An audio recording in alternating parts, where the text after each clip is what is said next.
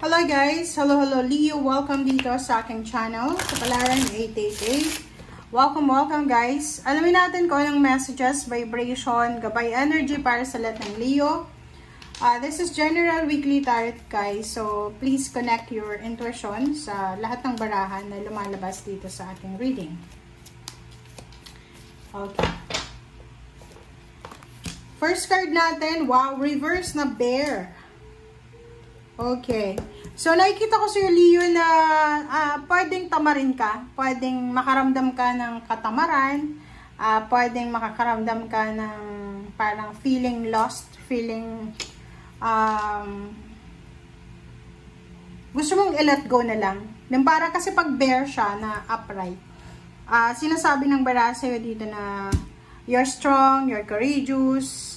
Pero naka-reverse siya na parang sinasabi mo, mararamdaman mo dito na parang feeling mo weak ang pakiramdam mo.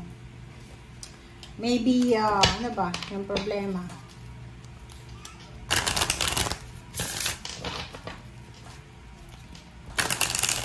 Okay, tingnan natin kung ano ang advice sa'yo ng iyong spiritual helpers. Okay, there's two cards. Perfect setting and then amplifier positive emotion. So, yun. Kita ko sa'yo dito na parang yun nga, tinatamad ka, wala kang gana, balisa, parang ganon. Sinasabi ng baraha dito na kailangan mong maging positibo. Amplifier positive emotion. Huwag kang padadala sa negativity kasi naka-reverse siya, diba? Huwag kang padadala sa negativity.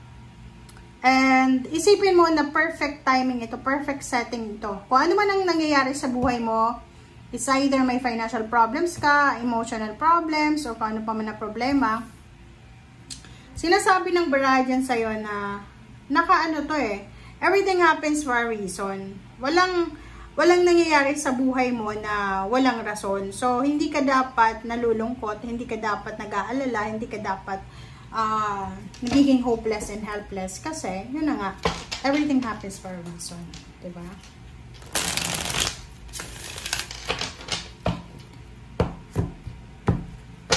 Okay, Leo.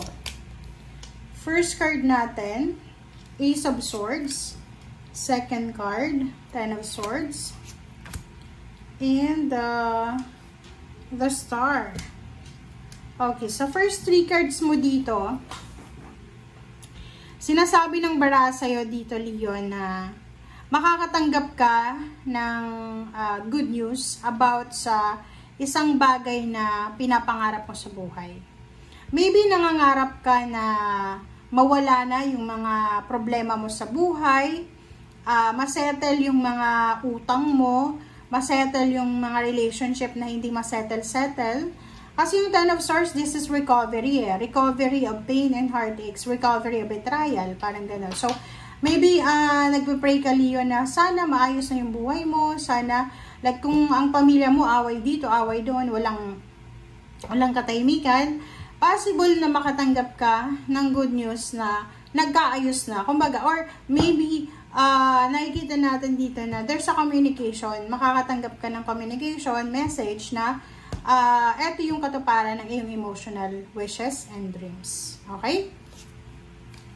Okay. Second, the Magician. So, unexpected siya. Tingnan natin. The Moon. Oh, diba?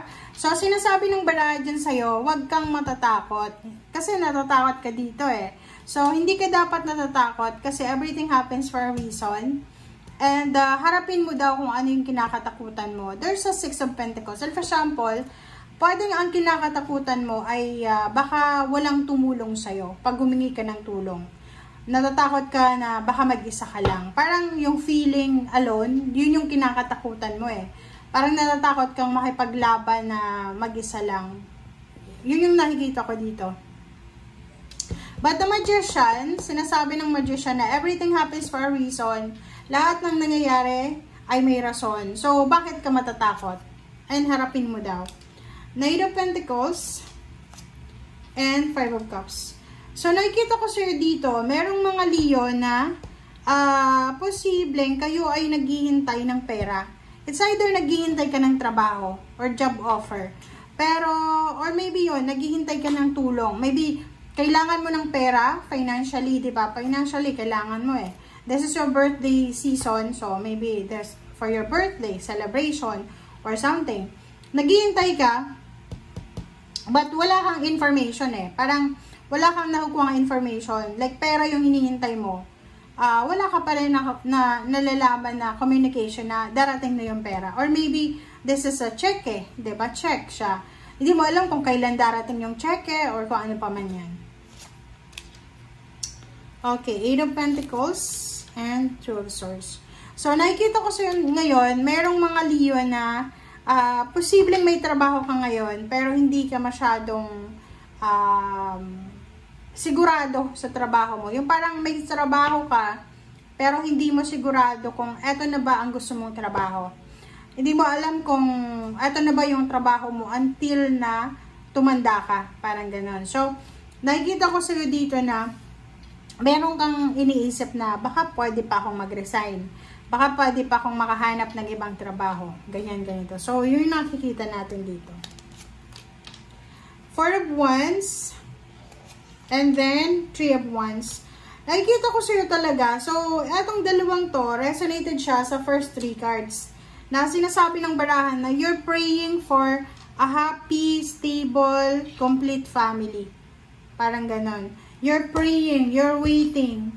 Like, parang sinasabi ng baraha dito na naghihintay ka na makaraos ang pamilya mo. Like, for example, financially. Or, kung halimbawa may pinapatayo kang bahay, parang naghihintay ka eh. Nag-iisip ka kung kailan ba matatapos yung bahay or kailan ka makakapagsimula ng pagpapatayo ng bahay. Parang ganon. And, King of Pentacles, sinasabi ng baraha sa'yo dito, yun din. So, you're waiting, parang sinasabi ng baraha sa'yo, Leo, na hinihintay mo kung kailan mo na makakamit yung financial success. Kung kailan ka na makakahawak ng malaking halagang pera para magpatayo ng bahay, magpa-renovate ng bahay, para makuha mo na or magawa mo na yung mga plano mo sa pamilya. Okay, King of Wands, this is job. And Emperor. So, sinasabi ng baraha sa'yo dito, may mga Leo na, if you are a business person, like, self-employed ka, posibleng makatanggap ka ng isang malaking kontrata. This is a huge, big business contract.